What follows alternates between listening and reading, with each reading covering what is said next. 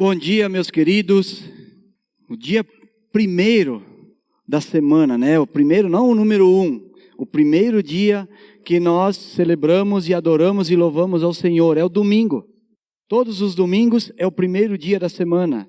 E é esse o propósito das nossas vidas que conhecemos a Cristo. É adorar e louvar ao Senhor nesse primeiro dia. Que bom, que maravilhoso a gente poder fazer isso juntos. Hoje eu quero falar sobre os processos que acontecem na nossa vida. E aqui a gente estava vendo agora, recentemente, um processo de treinamento que aconteceu com essas pessoas que fazem parte da equipe do infantil. Muitas pessoas fizeram esse treinamento, aprenderam, passaram por esse processo e hoje estão capacitadas a poder ensinar, a poder conduzir a vida das crianças. Que maravilha! Esse é o processo que normalmente acontece quando uma pessoa se dedica e quer estar à disposição para a obra do Senhor. Mas ela precisa passar um processo. E a pergunta que eu faço a você: você costuma pular os processos? Por exemplo, você quer ficar rico sem trabalhar? Seria bom, né? Só ganhar na loteria, né? Mas não é bem fácil. Ou você quer ser um médico, mas não quer estudar. Ou talvez ainda você queira comprar um carro novo sem guardar dinheiro. Tipo, eu vou lá na loja, dizer, não tenho dinheiro, eu não tenho como pagar as prestações, mas eu quero comprar um carro novo. Como é que podemos fazer?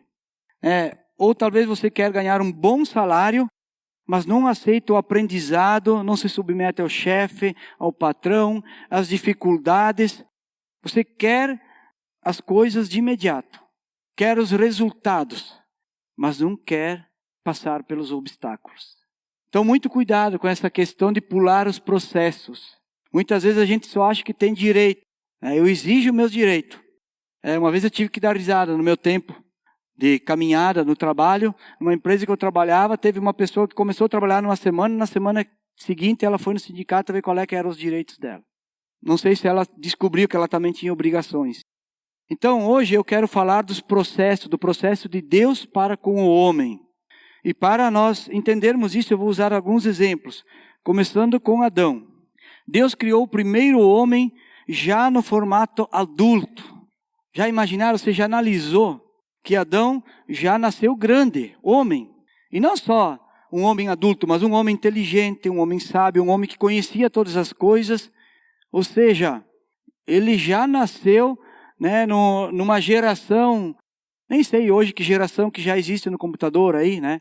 O Windows, sei lá, 12, 17, sei lá que número hoje. Mas ele já nasceu numa geração firme, forte, alto, sabendo todas as coisas. Deus fez assim o primeiro homem. E também fez assim a primeira multiplicação. A Eva também, da mesma forma, já foi multiplicada na fase adulta. Com entendimento, com conhecimento. Que maravilha! Então, as primeiras criações, a primeira criação que Deus fez, o homem e a mulher, foi num formato adulto, conhecedores, cheio de entendimento e de sabedoria. E desde então, Deus não parou de multiplicar a humanidade. Hoje somos mais de 7,9 bilhões de pessoas no mundo. Estamos quase a 8 bilhões de pessoas no mundo. Porém, Deus mudou o formato da multiplicação. Hoje, sem exceção, todos nascem bebê. Todos. Ninguém já. Mas, depois de Adão, nasceu adulto, depois de Adão e Eva. Todos nascem bebê. Mas por que Deus mudou esse formato? Será que o primeiro modelo, o modelo anterior, Adão, não deu certo? Será que foi isso? Bom, talvez, né? Mas não foi isso. Deus mudou a forma de multiplicação. Por quê? Isso tem a ver com o processo de crescimento. São várias fases na vida de uma pessoa para ela chegar na vida adulta. Um bebê nasce e vai levar um tempo, vai aprender muitas coisas até chegar aos 18 ou 21 anos. Ele precisa primeiramente ser cuidado. Ele nasce como um dependente. Ele depende que alguém o alimente, que alguém o cuide, que alguém o conduza. Então esse é o primeiro ponto. O segundo, ele precisa ser suprido das suas necessidades. Um bebê, se ele não for suprido das necessidades, ele vai morrer. Ele vai ficar fraco e vai morrer. E não é só a necessidade de alimento, mas de qualquer probleminha que possa existir. É uma formação, ele é fraquinho ainda no início, no princípio. Depois ele precisa ser ensinado, desenvolvido, direcionado, capacitado. É um processo já um pouquinho mais além. Ele precisa ser amado. Um bebê precisa ser amado. Ele precisa ser aceito, protegido, compreendido e muitas vezes perdoado. Você vai trocar o bebê, ele faz xixi na tua cara. Mas você não vai punir o bebê por causa disso. Você vai perdoá-lo. E assim por diante. Ele precisa ser educado, compreender os limites da obediência, do respeito. Então há um processo na vida de um bebê. E esse é o processo que Deus usa para com todos nós, com toda a humanidade, sem exceção. Você está incluído nisso, eu estou incluído. Todos nós. Mas será que só isso é o suficiente? Será que o homem chega à fase adulta e então está tudo resolvido, não tem mais problema nenhum? Chega aos 18 anos, agora é um ser pronto, completo, sábio. Olha o que a Bíblia diz. Se nós pegarmos os personagens da Bíblia, nós vamos ver que não. Que desde Adão até Noé, os patriarcas, Abraão, Isaac, Jacó, as tribos, os filhos de Jacó, José, por exemplo, do Egito, passou por um processo difícil. Os profetas, os juízes, reis, apóstolos, muitos e muitos outros serviram de exemplo e servem de exemplo para nós até hoje. Como que Deus trabalha num processo de formação do caráter. Se nós pegarmos o próprio Moisés, um exemplo muito usado, Moisés morava numa metrópolis, no Egito. Hoje, se você quer que um filho se desenvolva, que ele cresça, que ele tenha um futuro, muitos do interior mandam para a cidade grande, né? Quem mora em Santa Teresa vai para Caxias, vai para Porto Alegre, e assim por diante, para estudar, para se formar. Deus fez o contrário. Moisés ficou 40 anos na metrópolis, no Egito, era o maior império do mundo naquela época. Deus já podia ter usado Moisés com 40 anos de idade e ter tirado o povo de lá. Por que não? Mas Moisés teve que ir mais 40 anos lá no deserto de Midian, junto com Zípora, cuidar de ovelhas. Teve que aprender lá na colônia. Talvez você não valorize muito os colonos, mas a gente aprende muita coisa com os colonos. Então Moisés teve que ir lá e aprender mais 40 anos e voltar com 80 anos. Para depois cumprir o propósito que Deus tinha para o povo de Israel e até para a vida de Moisés. E aí Moisés, mais 40 anos, chegando aos 120, foi levado para a glória do Senhor. Mas foi um processo longo. Eu quero fazer algumas comparações desses personagens com Jesus. Por isso eu peço que vocês abram a Bíblia no Evangelho de João, no capítulo 1. E nós vamos ler do 1 ao 14.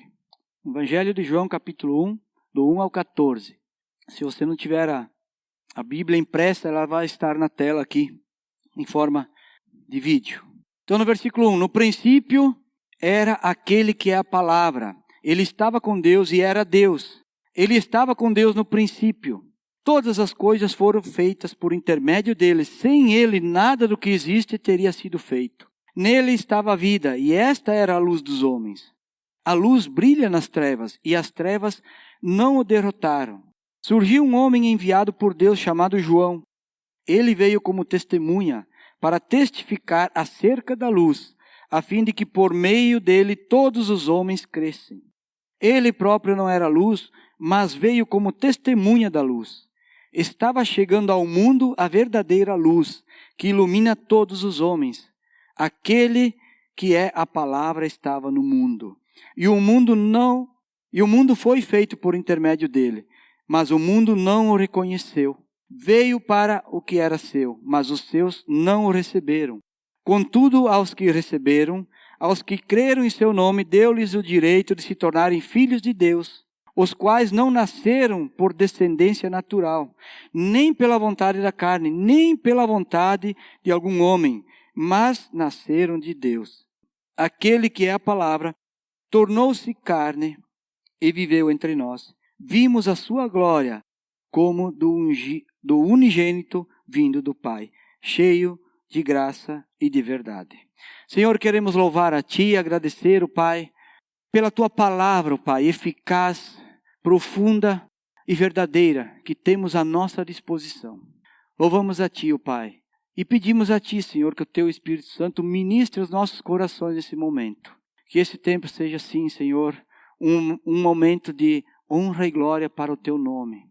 Que possamos sair daqui edificados, ó Deus, e que o Senhor nos use a cada um de nós, para que sejamos transformados segundo o Teu querer e segundo o Teu propósito. E usa-me a mim, Senhor, como instrumento em Tuas mãos, para a honra e glória do Teu Filho amado Jesus Cristo. Amém. Então vamos ver no primeiro versículo, no princípio era aquele que é a palavra. Ele estava com Deus e era Deus. Ele estava com Deus no princípio. Então Jesus já estava lá no início, lá no comecinho, onde tudo começou. Aqui nós podemos fazer a primeira comparação entre Adão e Jesus. Jesus estava com Deus e era Deus. Será que ele precisava aprender alguma coisa na sua infância? Será que Jesus precisava aprender? Ele já não poderia ter nascido de uma forma adulta como Adão? Adão só tinha pai, falava com o pai, face a face, lá no jardim. Jesus da mesma forma, só tinha pai, falava com o pai, sempre esteve com o pai. Até aí parece que não tem diferença alguma. Então por que Jesus já não veio para a terra adulto?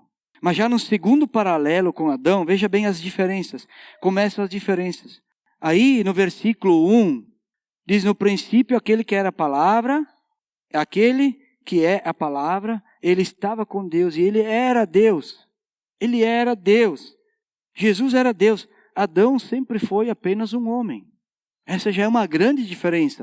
Ele foi o primeiro homem, mas era só um homem. Jesus sempre esteve com Deus e está com Deus. Eu acho que Adão também está com Deus. Eu creio nisso. Espero que sim. Mas Jesus sempre esteve com Deus. Sempre foi Deus. E no versículo 3, diz assim: todas as coisas foram feitas por intermédio dele. Sem ele, nada do que existe teria sido feito. E aqui é uma grande diferença entre Jesus e Adão. Adão não criou nada. Nada. Apenas cuidou de tudo o que o Pai fez. No entanto, Jesus foi o meio, foi a forma de toda a criação. Todas as coisas foram feitas através dele. Então essa é uma grande diferença. Adão cuidou daquilo que foi criado por meio de Jesus. Adão foi o primeiro homem, mas Jesus é o primeiro filho, é o primogênito. Jesus é o primogênito, é o primeiro filho. Por Jesus entrou a vida na terra, porque Ele é a vida. Ali no próprio Evangelho, Jesus diz, no Evangelho de João 14:6, eu sou o caminho, a verdade e a vida. Então Jesus é a vida, por Ele entrou a vida na terra. Por Adão entrou a morte, por causa do pecado. Está vendo como que as diferenças vão cada vez se distanciando mais? Isso é uma outra grande diferença entre Jesus, o homem Jesus, e o homem Adão. Aqui estou falando do homem. No versículo 5, a luz brilha nas trevas e as trevas não o derrotarão. Aqui nós podemos fazer um paralelo com Gênesis 1, do 1 ao 3, que diz assim, lá no início só havia trevas, havia o caos, a terra era sem forma e vazia, não existia nada. E no primeiro dia Deus disse, haja luz. Ou seja, antes de todas as coisas foi estabelecida a luz. A luz. Você já teve essa experiência de estar num lugar escuro, mas escuro, onde não tem iluminação? Lá no interior, no meio, atravessando uma mata. É uma sensação terrível. Eu já atravessei mata de noite, escuro, em noites de inverno, quando ainda era piá, lá no interior. E quando um passarinho, uma coruja se mexia, ou uma árvore fazia um barulho, o vento, aquilo chegava a me arrepiar de medo. É terrível o escuro, a solidão na escuridão. Então, quando não há luz, não há nada. Você pode estar num lugar esplendoroso. Você pode estar num lugar cheio de riquezas, mas se não tiver luz, você não vai enxergar. Não vai ver nada. Não há nada se não tiver luz. E foi a luz estabelecida no primeiro dia para resolver o caos. Versículo 6. Surgiu um homem enviado por Deus, chamado João. Vou ler do 6 ao 9 agora. Ele veio como testemunha para testificar acerca da luz, a fim de que por meio dele todos os homens crescem, todos os homens acreditassem. Aqui está falando de João Batista, o profeta que veio antes de Jesus Cristo. Versículo 8. Ele próprio não era a luz, mas veio como testemunha da luz. No versículo 9. Estava chegando ao mundo a verdadeira luz, que ilumina todos os homens. Aí eu pergunto, mas como assim? Estava chegando ao mundo a verdadeira luz. A luz já não existia? Lá no começo já tinha sido estabelecida a luz. Mas agora o mundo se tornou em trevas novamente. O mundo se tornou em trevas por causa do pecado, como era lá no princípio. Se tornou um caos. E por causa do pecado, por causa da rebeldia do homem, então foi preciso estabelecer a luz novamente. Jesus teve que vir para a terra para estabelecer a luz novamente. E no versículo 10, aquele que é a palavra estava no mundo, e o mundo foi feito por intermédio dele, mas o mundo não o reconheceu. E no versículo 14, aquele que é a palavra tornou-se carne e viveu entre nós. Vimos a sua glória como o unigênito vindo do Pai, cheio de graça e de verdade. Então, Deus Pai teve que estabelecer a luz novamente, enviar Jesus como a luz para a terra. Mas ele foi rejeitado. Ele não foi reconhecido. Os judeus o rejeitaram e os gentios também, através dos romanos, daquele povo daquela época. Jesus foi rejeitado por muitos. Ele era só um profeta para algumas pessoas. Ele era só um milagreiro. Se tivesse mídia naquela época, ele seria só um famoso da época. Mas nada. Ele não foi aceito como Deus, como o Messias. Veja então que agora o Pai então tem que começar tudo de novo, assim como era lá no princípio, enviando a luz. E a luz agora é Jesus Cristo. Ele veio em espírito para se tornar carne. Jesus veio em espírito para se tornar carne. Agora o segundo homem.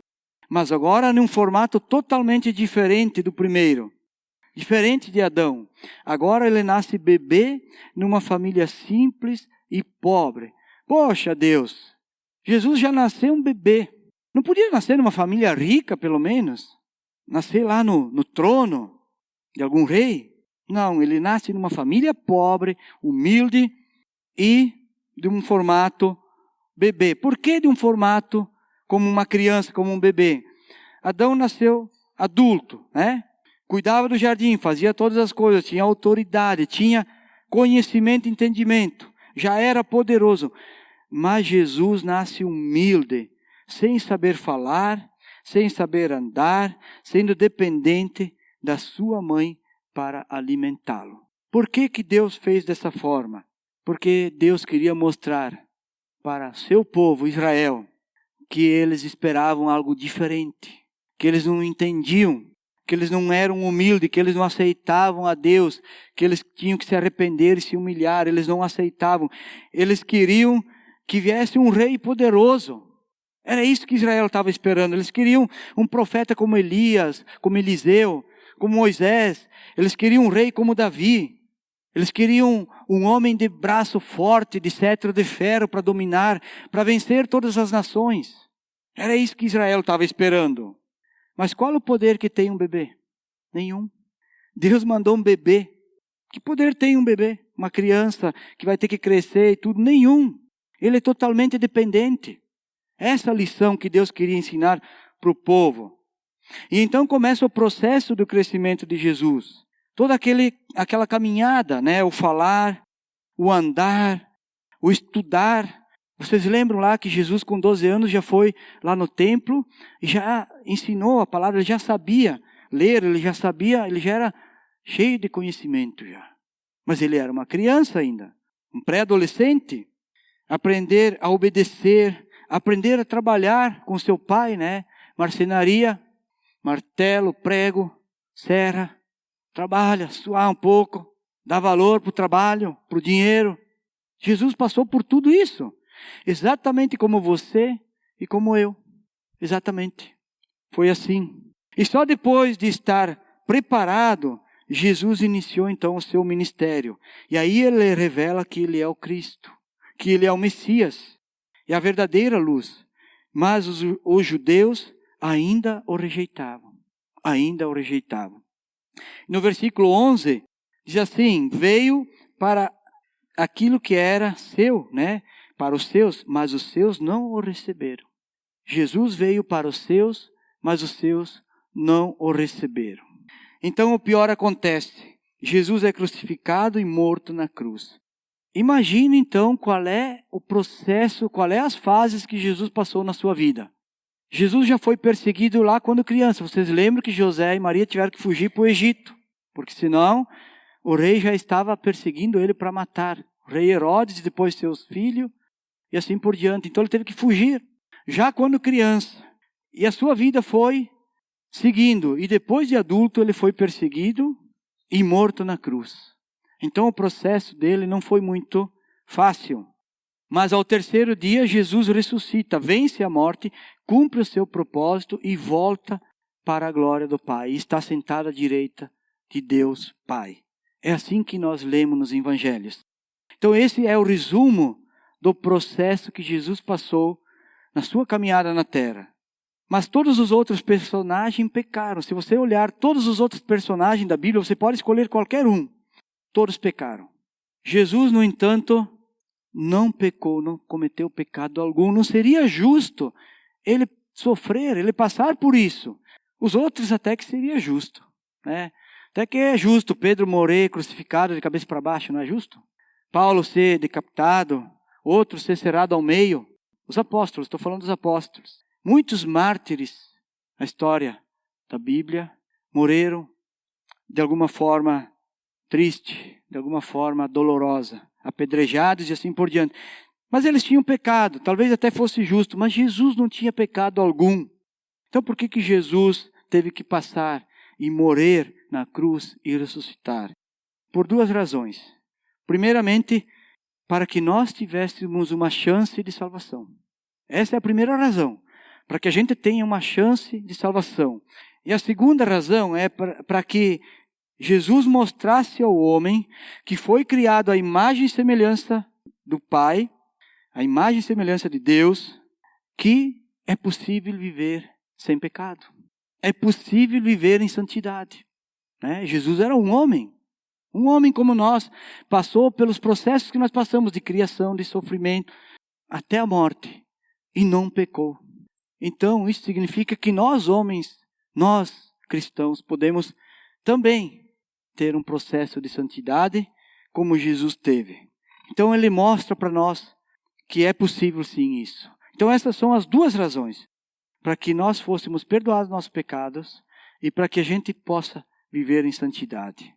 Versículo 12. Contudo, aos que receberam, aos que creram em seu nome, deu-lhes o direito de se tornarem filhos de Deus. Nós temos o direito de nos tornarmos filhos de Deus. De que maneira? Versículo 13. Os quais não nasceram por descendência natural. Ou seja, não importa. Eu sou herdeiro do rei. Eu sou da linhagem de Davi, como se diz. Então, mesmo que eu seja a milésima geração, eu tenho direito à salvação porque eu sou da linhagem de Davi. Não tem nada a ver, não é os que nasceram da carne, nem pela vontade da carne, nem pela vontade de algum homem, mas nasceram de Deus. É por isso que nós temos o direito de nos tornarmos filhos de Deus, como diz no versículo 12. Porque nós somos filhos de Deus por causa de Cristo, por causa que aceitamos a Cristo. Então a pergunta para nós é, como nós que nascemos de novo, que somos filhos de Deus, não entendemos o processo que estamos passando?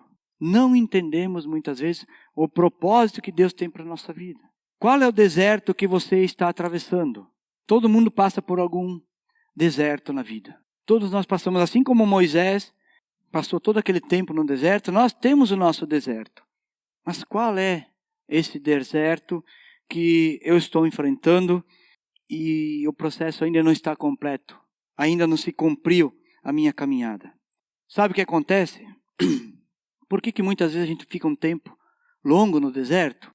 É porque nós queremos o reconhecimento, nós queremos a glória, nós queremos passar uma boa imagem para as pessoas, nós queremos ser amados, nós queremos ser reconhecidos, mas não queremos passar pelo processo. Não aceitamos muitas vezes passar pelo processo. Vocês já assistiram aquele filminho do Jack Chan, aquele tira casaco, bota casaco, tira casaco, bota casaco?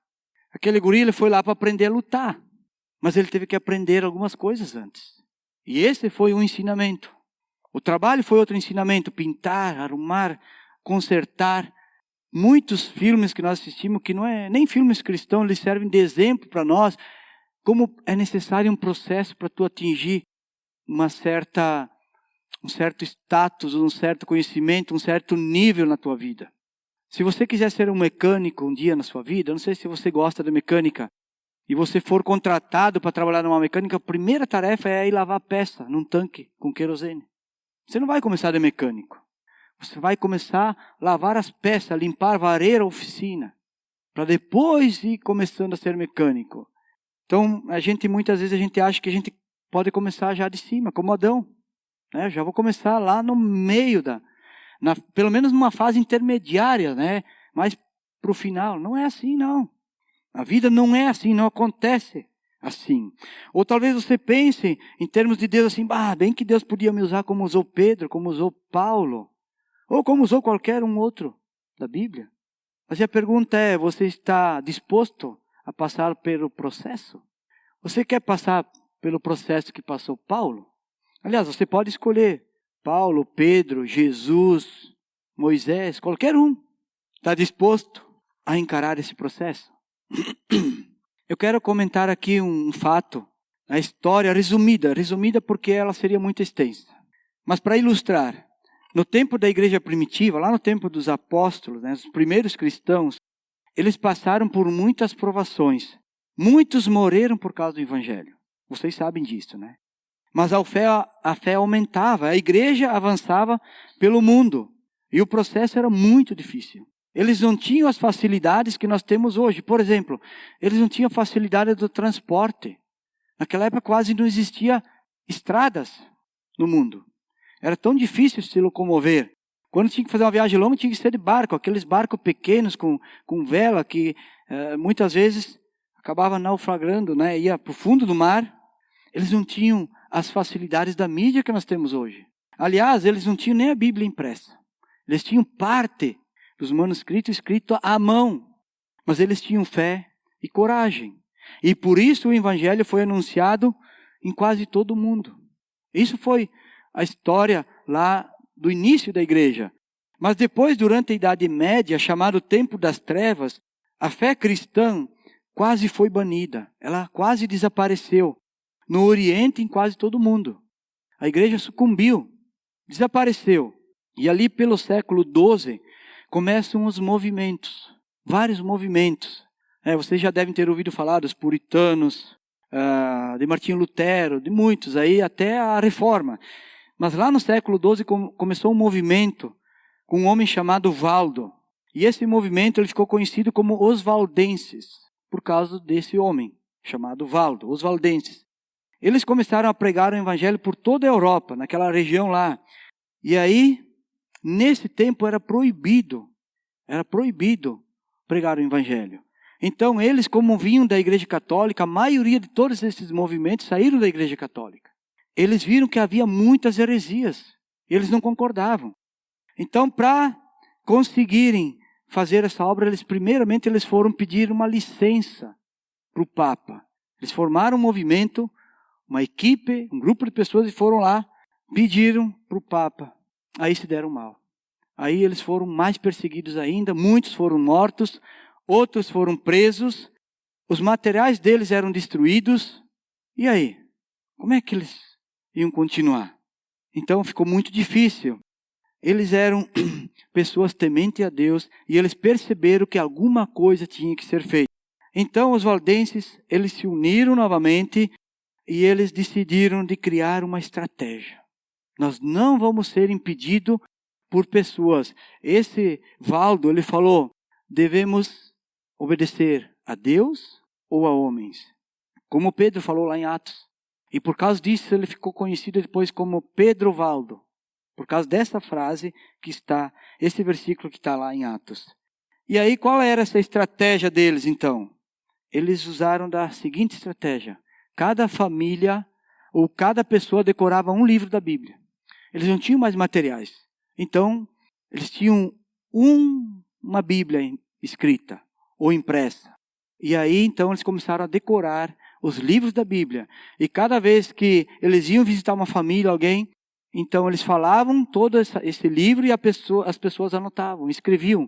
Eles ensinavam com aquilo que eles sabiam já de cor. E aí eles continuaram esse movimento. E deu muito resultado. Não tinham como impedir os católicos, o Papa queriam impedir. A única forma de impedi-los era matando. A única forma de impedir eles é se eles fossem mortos. E mesmo assim eles continuavam. Eles não se preocupavam se iam ser mortos, se iam ser queimados vivos, se iam ser até crucificados, apedrejados ou presos. Era isso que acontecia com a vida deles. Então, como ilustração para nós aqui, como aplicação para os nossos dias, eu quero fazer algumas perguntas aqui. Como são os cristãos hoje? Nós? Como somos nós cristãos hoje? Será que sabemos um livro da Bíblia de cor? Algum livro da Bíblia eu sei de cor? E eu digo para vocês, tem livros de uma página só. Ou melhor, eu poderia pedir quantos versículos da Bíblia a gente sabe de cor. Outra pergunta, como está o processo de santidade na nossa igreja? A noiva de Cristo. A Bíblia diz que a noiva vai estar pronta, preparada para o noivo, para a hora que Cristo voltar. Como é que está a noiva de Cristo? Como é que está a igreja hoje em termos de santidade? Mas nem vamos falar das outras, vamos falar só de nós. Como é que estamos nós, o grupo Aliança Bíblica, em termos de santidade? Será que nós temos fé o suficiente para começar um avivamento? Como os valdenses, como os puritanos, como os apóstolos na igreja primitiva? Será que nós temos fé o suficiente para começar um avivamento? Estamos dispostos a passar pelo processo? Às vezes, o processo da minha vida, ele não é possível porque eu estou muito ocupado. Porque eu tenho tantas coisas que me tiram o meu tempo, que me tiram a minha energia, que me tiram até mesmo os recursos financeiros. E aí eu não tenho como investir na obra do Senhor, porque eu não tenho nada disso. Lembre-se de que Jesus não precisava passar pelo processo de santidade. Mesmo assim, ele foi provado em todas as coisas, até a sua morte. Se Deus não poupou Jesus, por que ele iria poupar a mim, a você? O que ele iria poupar a nós? Será que temos como fugir disso? Abre em Salmos, capítulo 139. Eu quero ler do 7 ao 12. Salmos 139, do 7 ao 12. Para onde poderia eu escapar do teu espírito? Para onde poderia fugir da tua presença? Se eu subir aos céus, lá estás. Se eu fizer a minha cama na sepultura, também lá estás. Se eu subir com as asas da alvorada e morar nas extremidades do mar, mesmo ali a tua mão direita me guiará e me susterá. Mesmo que eu diga que as trevas me encobrirão e que a luz se tornará noite ao meu redor, verei que nem as trevas são escuras para ti, e a noite brilhará como o dia, pois para ti as trevas são luz. Ou seja, Davi aqui está dizendo que não tem para onde fugir. Não existe um local, nem nos céus, nem nas profundezas do mar, nem nas trevas, aonde eu possa me esconder de Deus. Eu vou ter que passar pelo processo. Não tem como fugir. Deus irá cumprir o seu propósito na minha vida e na sua vida até a volta de Cristo, ou até o tempo que você estiver aqui na terra. Não importa se você vai viver 120 anos como Moisés, ou se vai viver 33 anos como Jesus. Não importa. O processo vai ter que ser finalizado. Então descubra qual é a parte do processo que você se encontra? Qual é a parte da caminhada? Onde você está? Jesus é a luz do mundo e nós devemos ser semelhantes a Ele. Nós devemos ser semelhantes a Cristo. É esta a nossa visão que nós temos, de ser semelhantes a Cristo. Esse é o processo de santidade que Deus tem para nós. Deus tem para nós esse processo de santidade. Então não deixe de ser luz aonde você estiver. É essa a nossa função aqui na terra. Até o nosso último minuto. É ser luz aonde eu estiver. Vamos orar? Senhor Jesus, eu quero te louvar, ó Pai, e te agradecer. Porque essa palavra, Senhor, nos dá o entendimento, Pai. Nos dá um norte, Pai, de que nós estamos aqui com um propósito, Deus. Nós temos um propósito e um processo a ser cumprido na nossa vida. Não é simplesmente por o acaso que nós estamos aqui. Nós não estamos aqui para poder aproveitar somente a vida, os dias, poder, Senhor, muitas vezes desperdiçar os dias também. Não é essa a finalidade, Deus.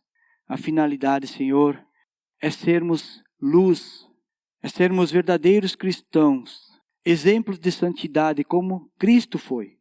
Foi possível que Jesus se transformou em carne e cumpriu todas as etapas da vida, Pai. Por isso Ele é o exemplo a ser seguido. Nós devemos segui-lo, Pai. Eu quero pedir, Pai, que o Teu Espírito Santo, que vive em nós, possa, Senhor, nos dar todos os dias esse ensinamento, essa orientação, para que haja uma transformação na minha vida e na vida de cada um aqui. E que seja feita a Tua vontade, Pai, não a minha vontade, não a nossa vontade, Deus. Para que possamos honrar o Teu nome, Senhor. Glorificar a Ti de todas as formas. Que não sejamos nós como o povo judeu, povo de Israel, que não aceitou o Messias, não aceitou o Cristo, que queria as coisas de uma forma fácil, de uma forma esplendorosa, Pai. Que não queriam passar pelo processo, Deus. Que nós possamos aceitar esse desenvolvimento em nossos dias e em nossa vida, para que chegamos no nível que o Senhor deseja. É isso que eu peço a Ti, Pai. Abençoa cada um. Dá esse entendimento a cada um. Em nome de Jesus Cristo. Amém.